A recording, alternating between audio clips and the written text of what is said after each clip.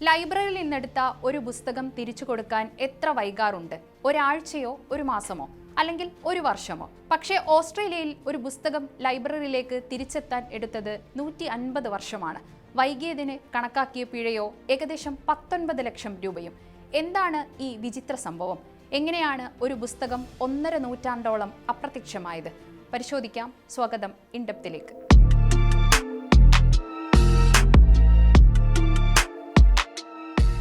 ഓസ്ട്രേലിയയിലെ ഒരു പബ്ലിക് ലൈബ്രറിയിൽ നിന്ന് ഏകദേശം 150 വർഷം മുമ്പ് വായിക്കാനെടുത്ത ഒരു പുസ്തകമാണ് ഒടുവിൽ 2026 ലൈബ്രറിയിൽ തിരിച്ചെത്തിയത്.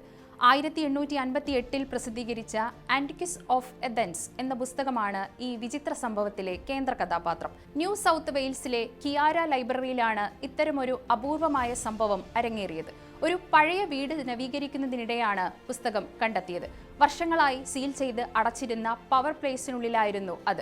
വീട്ടുടമയായ റോസ് സിമൻസ് പുസ്തകം കണ്ടെത്തിയതിനെ തുടർന്ന് അത് പരിശോധിച്ചുറപ്പിച്ച ശേഷം ലൈബ്രറിയിൽ തിരികെ എത്തിക്കുകയായിരുന്നു. 19-ാം നൂറ്റാണ്ടിൽ ആ വീട്ടിൽ താമസിച്ചിരുന്ന തന്റെ മുതുമുത്തശ്ശനായ ജോൺ സിമൻസ് ആയിരിക്കാം ലൈബ്രറിയിൽ നിന്ന് ഈ പുസ്തകം എടുത്തതെന്നാണ് റോസിന്റെ അനുമാനം.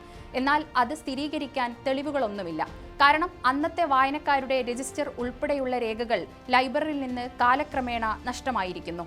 ഇനി ഈ സംഭവത്തിലെ ഏറ്റവും കൗതുകകരമായ കാര്യത്തിലേക്ക് വരാം. കിയാമ ലൈബ്രറി മാനേജർ മിഷേൽ ഹഡ്സന്റെ കണക്കുകൂട്ടലുകൾ പ്രകാരം പണപ്പെരുപ്പം കൂടി വിലയിരുത്തി പുസ്തകം വൈകിയതിനുള്ള പിഴ കണക്കാക്കിയത് 28,000 ഓസ്ട്രേലിയൻ ഡോളർ, അതായത് ഏകദേശം 19 ലക്ഷം ഇന്ത്യൻ രൂപ. ഈ കണക്ക് വെറുതെയല്ല. പുസ്തകത്തിന്റെ പുറംചട്ടയുടെ ഉള്ളിൽ അടച്ചിരുന്ന പഴയ ലൈബ്രറി നിയമങ്ങൾ അടിസ്ഥാനമാക്കിയായിരുന്നു പിഴ. അന്ന് പുസ്തകം വൈകിയാൽ ആഴ്ചയിൽ 3 പെൻസ് പിഴ ഈടാക്കുമായിരുന്നു. അതാണ് നിയമം.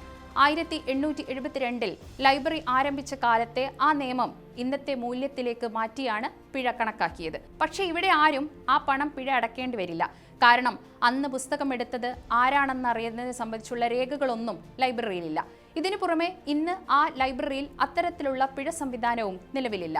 അതുകൊണ്ട് 150 വർഷം വൈകിയെത്തിയ ഈ പുസ്തകത്തെ ലൈബ്രറി അധികൃതർ സന്തോഷത്തോടെ സ്വീകരിക്കുകയായിരുന്നു. ഇനി ഈ പുസ്തകം വീണ്ടും വായനക്കാർക്ക് നൽകില്ല.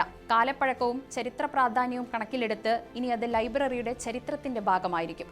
അതിനൊപ്പം 1870കളിലെ ലൈബ്രറി നിയമങ്ങളും ഗവേഷകർക്കും സന്ദർശകർക്കും കാണാനാകും. അന്നത്തെ നിയമങ്ങളിൽ എടുക്കുന്ന പുസ്തകം തിരികെ നൽകാതെ മറ്റൊന്ന് വാങ്ങാൻ പാടില്ലെന്നും മദ്യലഹരിയിലുള്ളവർക്ക് ലൈബ്രറിയിൽ പ്രവേശനമില്ലെന്നടക്കമുള്ള നിർദ്ദേശങ്ങൾ വരെ ഉണ്ടായിരുന്നു. ഇത്രയും പഴക്കമുള്ള ഒരു പുസ്തകം തിരിച്ചു കിട്ടിയത് ആദ്യമായാണെന്ന് ലൈബ്രറി മാനേജർ മിഷേൽ ഹഡ്സൺ പറയുന്നു. ലൈബ്രറി ആരംഭിച്ച കാലത്തുണ്ടായിരുന്ന ആദ്യത്തെ 1000 പുസ്തകങ്ങളുടെ ശേഖരത്തിലുള്ള 506-ാം നമ്പർ പുസ്തകമായിരുന്നു ഇത്. ലൈബ്രറി തുറന്ന് ഏതാനും വർഷങ്ങൾക്കുള്ളിൽ തന്നെ ഈ പുസ്തകം കാണാതായിരിക്കാമെന്നാണ് അധികൃതരുടെ നിഗമനം. ഇനി ഈ പുസ്തകം വീണ്ടും ആർക്കെങ്കിലും വായിക്കാൻ കൊടുക്കുമോ എന്ന ചോദ്യത്തിന് ഹഡ്സന്റെ മറുപടി രസകരമായിരുന്നു. ഇനി ഇത് തിരികെ കിട്ടാൻ മറ്റൊരു 150 വർഷം കൂടി കാത്തിരിക്കാൻ ഞങ്ങൾ ആഗ്രഹിക്കുന്നില്ല.